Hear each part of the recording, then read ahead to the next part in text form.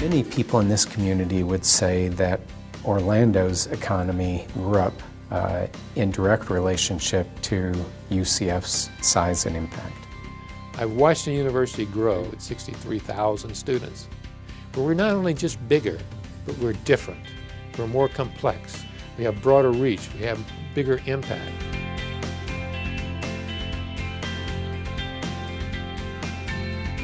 The most interesting things to come out of the university originated from our students.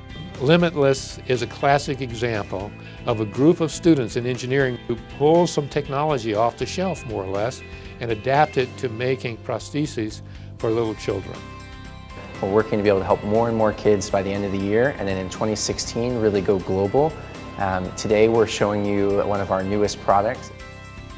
So Project Xavier is a next generation wheelchair that incorporates the bionics that we developed for the bionic arms. Basically, it's another alternative method to controlling the wheelchair. What I have attached to my head are electrodes, and then via cable they're attached to a muscle sensor or an EMG sensor, which converts the electrical activity that my muscles produce into a signal that's readable by a computer. I'm controlling it by clenching my jaw. To go left, I just hold the left side. To go right, I hold the right side. Lots of smiling can move the muscle like this. Also, if you raise your eyebrows, it can move the muscle if you wink. But then if you have capabilities in your torso, you can use any of the muscles in your torso as well. So someone can be able to go to a 3D printer, print this off, and get the electrical components, put it all together. It is a cheap alternative to the current options that are out there. And we've been very quietly building up tremendous expertise within our physics department. The research that we're doing here is a small part of the overall NASA mission to better understand our origins. So we do experiments to reproduce the collisions in the early stages of planet formation to see under what conditions do things stick that may eventually become the embryos that lead to planets. We have built experiments on NASA airplanes that has the nickname the Vomit Comet for obvious reasons. We also have an experiment that's in the queue to fly on Virgin Galactic Spaceship 2. We're working with some of the companies in the new space era, companies such as Blue Origin, and I'm proud to say that a UCF experiment is going to be on the first scientific flight. It is basically the university that says, we will fill the jobs of today, but we're not going to be satisfied that those are the jobs of tomorrow. Where Osceola County is investing over $138 million for our new facility to build an advanced manufacturing research center. Over the next 8 years, 1.3 million jobs will be created in the high-tech sector.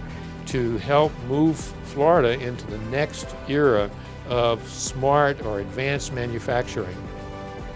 It's quality of the partnerships in the community that's allowed us to act even bigger in this community than our actual size. The excellence of UCF will always be grounded in its impact on the community and the community's impact on it. And our College of Medicine is fortunate to be in this university. Biomedical sciences is core to the study of medicine. Dr. Annette Khalid is fondly known as the cancer assassin. If a patient has a cancer in their breast, they treat the cancer, it's gone. They've either removed it surgically, they've treated it with drugs or radiation, the cancer's gone. But the problem is that the cancer is really not gone. It's a few cancer cells remain behind somewhere. Later, those cancer cells come back and now begin to move.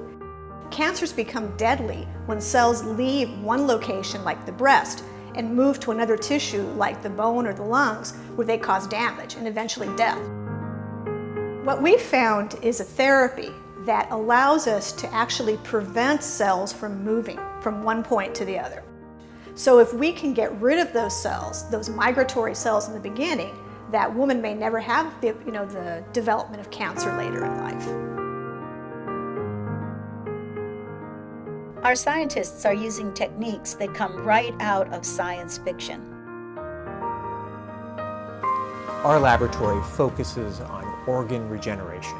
For kidneys, our goal is to take a pig kidney, take the cells out, and use a patient's own cells to grow it back.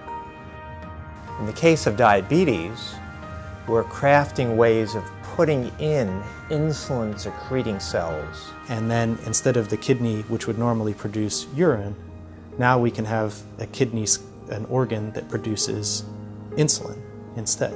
So the patients no longer have to inject the drug.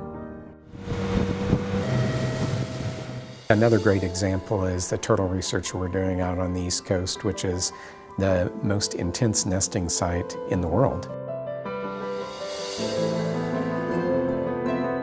And it's a nice combination of technology, fundamental understanding of biology, and long-term ecological approach. Some of the work that I've done with tagging and tracking the small oceanic stage turtles, those data were used to help establish one of the largest critical habitats for the loggerhead sea turtles under the Endangered Species Act. There's still a lot of questions about where they're going, what they're doing at different life history stages. And then the data that we receive has an absolute direct management application. It's a real-world use for our data, and it's a direct conservation benefit for the turtles.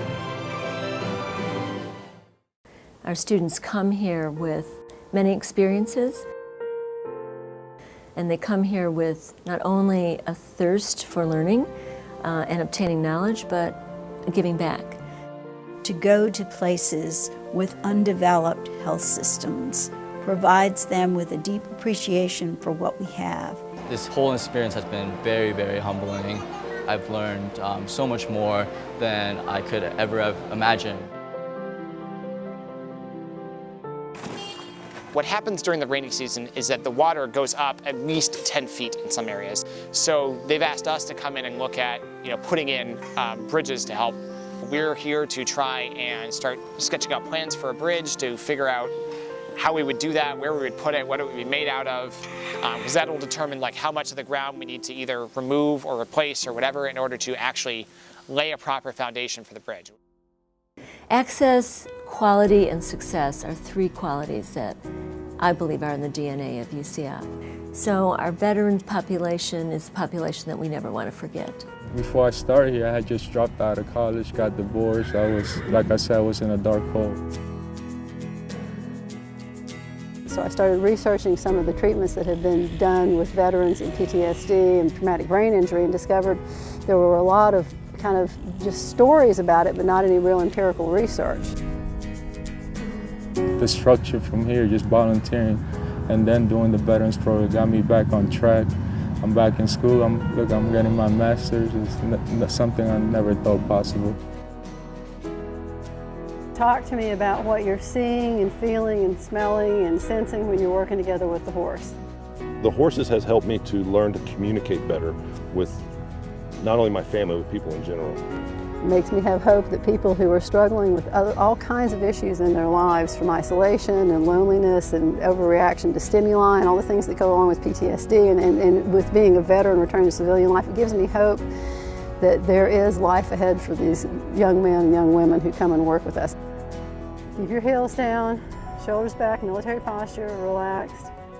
Being able to get back into the swing of things, be able to see my family noticing that I'm getting back into the swing of things, it gives me chills right now. It's an amazing feeling just to know that I'm on my way back.